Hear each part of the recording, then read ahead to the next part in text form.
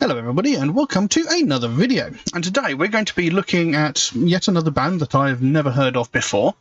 I'm not even 100% sure how to pronounce their name. The band is called Aephanemer, I think. Now, obviously not heard them before, so I had to do a little bit of research on them, and I couldn't really find very much. What I did find, I got from Encyclopedia Metalum, and as we know from past experience, the information from there can be somewhat unreliable, so how accurate this information is, I don't know. But what it said was Aephanemer are a symphonic melodic death metal band from Toulouse, France, formed in 2013. The band name is a portmanteau of two French words, éphémère, meaning ephemeral or short-lived, and fané, meaning wilted or faded. I've probably pronounced those horribly, but you know, I don't speak French. The lyrical themes of the band are war, fantasy, and philosophy. And to date, they've released one EP, one single, two full-length albums, with the third full-length album coming out November 19th, called Dreams of Wilderness.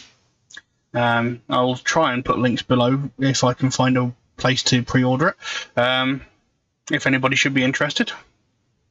So they're a symphonic melodic death metal band. No, I like my death metal, I like melodic death metal, I like symphonic metal, so this should be interesting. Right, we're going to be looking at a track called Panta Rhei.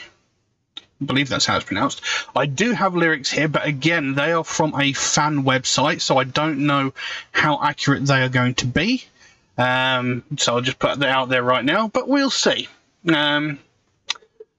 So yeah, let's jump into this and see what we've got. So this is Aephanemer, Panta Rhei. Let's have a look.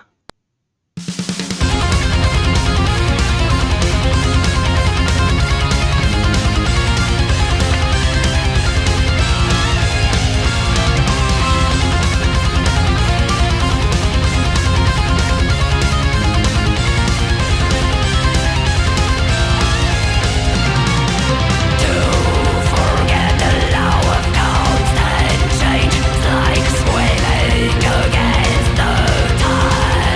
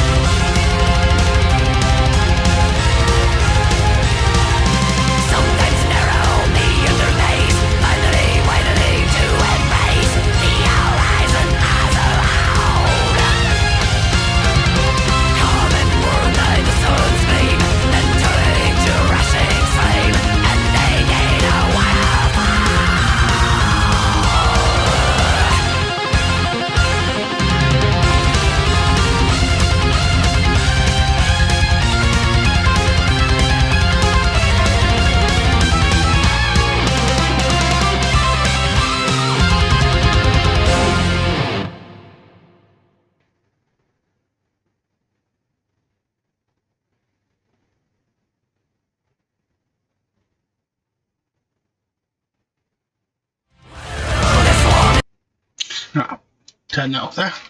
So there we go. That was Aephanemer and Panta Rhei. I wasn't actually sure what I was expecting going into this, but I wasn't expecting that. When I did the research, I remember seeing that the band was made up of 2 male, 2 female members. Something I neglected to mention when I was talking about the band at the beginning. That was interesting. The female vocalist there, very, very impressive vocal styles, almost a black metal vocal style. It actually reminded me a fair bit of what's his name? Lead singer of Dimmu Borgir. Can't remember his name. But it reminded me very much of his vocal style, the way she was performing. And then, of course, when there came to certain parts where there was harmonies and there were clean vocals sort of mixed in with them, whether or not the female bassist assists with those, I don't know. But we did see later on in the song the lead vocalist actually doing 1 line of clean vocals before she descended back into those death/black metal harsh vocals. So very, very impressive. I wasn't expecting that. I will be honest, I was not expecting that at all. But like I said, I didn't even know what I was expecting going into it. And musically, you know, it was, I don't want to say typical symphonic death metal, but you know, it's musically that's sort of what you expected. So yeah, very, very interesting. Quite a good band. I'm going to have to investigate some of their other material, have a look at some of their older stuff. Because from what I saw, I don't think the lineup has actually changed. Maybe the other guitarist or the drummer, I think, may have changed. I'm not sure. But from what I can tell from reading that, I don't think there's been any major changes within the band lineup in the time that they've been together. So yeah, I'd be interested to go back and look at some of their other music. Now, the actual song itself, this appears like it could be one of their more sort of philosophical songs, and it seems to just be talking about the way the world changes, the way things will always change. No matter what you do, things will change. And I'm just going by the opening line there. And it says, "To forget the law of constant change is like swimming against the tide. All passes, nothing remains. Your identity fictions abide." Yet our identity fictions abide, sorry. So, you know, to forget the law of constant change is like swimming against the tide. You know, it's pointless. You know, you can fight against it, but no matter what you do, it's still going to change. It says, all passes, nothing remains. You know, everything changes. You know, it's an undeniable truth. You know, the passage of time, everything changes, nothing stays the same. Here we're unable to move, drowned in a maelstrom of pretense. Here Zeno's turtle proves that stillness is not a lasting defense. Although we've set an internal order to which we try to subdue others, our parse are still blind, and they claim no sire but the endless night. Far upstream, the source takes shape in a dream or an escape. Sometimes a narrow, meandering maze, finally widening to embrace the horizon as a whole. Calm and warmed by the sun's gleam, then turning into a rushing stream, ending in a waterfall. We see attributes in their exact inverse. Rivers are called by many names. Even in their natures seem to be diverse, water remains to stay the same. Gently, but without a moment's respite, drawn by the flow of time, drop by drop it all becomes a part of a future fully unknown. There's a before to everything, but nothing like a beginning. Going further onward, it's merging more with the great course.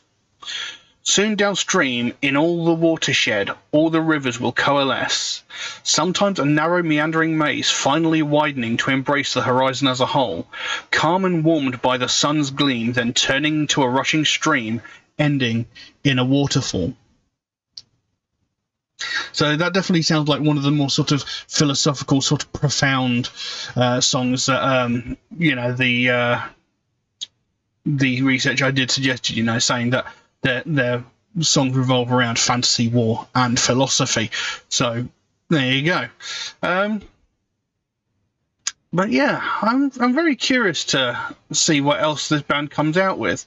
Because, I mean, like I said, they've only released 2 albums to date, with the third one coming up soon, November 19th, Dreams of Wilderness. Like I said, I'll try and put links below to where you can pre-order that if I can find any. So yeah, interesting. Not at all what I was expecting, but pleasantly surprised, and I did enjoy it. You know, it's musically, it was brilliant, vocally, brilliantly performed. Good piece of music. I like it. There we go.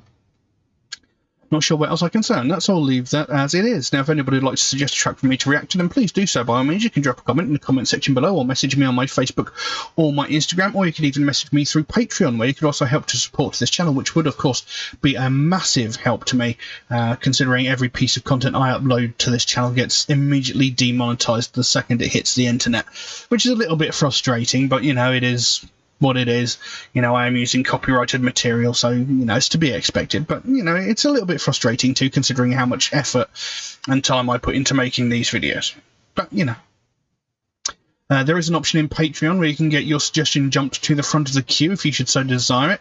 There's a limit on how frequently you can do that. It's limited to once a month, and that's just to be fair to everybody else who might make suggestions through, like, Facebook, YouTube, or Instagram comments.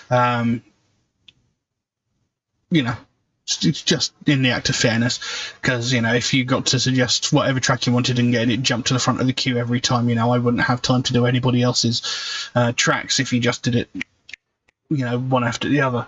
If you do suggest a track through YouTube, Facebook, or Instagram, do know it could take me a while to get around to your suggestions, since I do get suggested so many new tracks every single day that my list grows faster than I can record the videos. But I do write down every suggestion I get, so it should get done eventually. It just might take me a while to get to it, unfortunately. Also, MetalHead Reacts is a proud supporter of the Sophie Lancaster Foundation, a British-based charity whose goal is to put an end to hate crimes, and one of the major facets of that is hate crimes against people of the alternative community, which is something I believe in very, very strongly, and something that gets very widely ignored. You know, every day all over the world, people from the alternative community are getting violently assaulted just purely because of their taste in music. And, you know, we're not just talking about names being shouted or getting, like, shoulder rammed as they walk down the street. We're talking about brutal, violent crimes which are landing people in hospital, sometimes with life-threatening injuries, you know, and nothing ever gets said about these. You know, every day we hear about all these other hate crimes like sexism, racism, homophobia, transphobia, religious hatred, ableism, etc. We hear these on a daily basis within every facet of the media. But as soon as it comes to someone from the alternative community getting violently and brutally assaulted, we hear nothing. The last time it was widely spoken about was 14 years ago, when Sophie Lancaster and her boyfriend Rob Maltby were violently and brutally assaulted by a group of 5 or 6 people who beat them, kicked them, punched them, knocked them to the ground, and stamped on their heads so violently that they both ended up in comas. Now, Rob Maltby, he thankfully survived the assault. He was in a coma for about a week and a half, maybe a little bit longer. Can't remember exactly how long, but he thankfully survived. Sophie Lancaster, on the other hand, she was in a coma for 13 days before she succumbed to her injuries, and she died. This young woman was 20 years old and was beaten to death just purely because of her taste in music. Now, when this happened, at the time when this happened, this was all over the news, as rightfully it should have been. But in the 14 years since that's happened, we've not heard anything similar, yet there have been several hundred, if not several thousand, different incidents like that in that time. The only difference is no one died as a result. And that is unacceptable. We shouldn't have to wait for someone to lose their life before this gets spoken about. We shouldn't have to wait for someone to die before something gets done. You know, every day we hear about these entitled white women calling the police because a family of colour are having a picnic in a public space, or because an Asian person is walking down the street where they live. You know, we hear those sorts of things every single day, and yes, they are bad. You know, racism is a horrendous thing, and it is becoming majorly rampant at the moment. You know, it's getting worse and worse when it shouldn't be here at all. You know, we should have eradicated racism years ago. But, you know, whilst that is bad, Someone getting beaten to within an inch of their life just because of their taste in music, I think is a bit more of a, that's a bit more of a severe crime going on. Someone getting beaten to within an inch of their life, or some entitled white woman being a racist. Which, like I said, is still a bad thing, but someone getting beaten to within an inch of their life is a bit more extreme and more newsworthy, I think. And the thing is, it never gets spoken about. And by constantly ignoring it, we're letting the people committing these crimes think that they can get away with it. And the more that these people think they can get away with it, the more they're going to carry on doing it. And the sooner or later, what happened to Sophie Lancaster is going to happen again. And we cannot allow that to happen. And this is what the Sophie Lancaster Foundation is all about. They want to bring more attention to the fact that this is a very real problem. This has been going on for decades. This has been happening for longer than I've been alive. And it always gets brushed to the side and treated as no big deal. And that needs to change before what happened to Sophie Lancaster happens again. They don't want to see another family go through what they went through when they had to watch their daughter slowly die over the course of 2 weeks because of the small-minded actions of a group of people who could not handle the fact that not everybody is the same. It needs to stop. It needs to change. And we need more people to realise what a big deal it actually is. So if you'd like to find out more about the Sophie Lancaster Foundation, there's a link to their website in the description below. You can go over there, find out what they're working on at the moment, find out what their overall goal is, because they can explain it a heck of a lot better than I can. And if you can help them out in any small way, obviously don't feel obliged to do so. But if you can help them out in any small way, whether it be like a small donation through their website or something as simple as one of these Sophie wristbands, maybe even that one, they've got a whole bunch of other really cool stuff going on over there.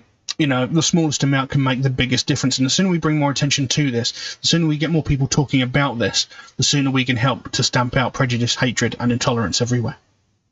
But I'm going to leave that as it is for the time being. Thank you all very, very much for watching, and I'll see you again soon. Bye-bye.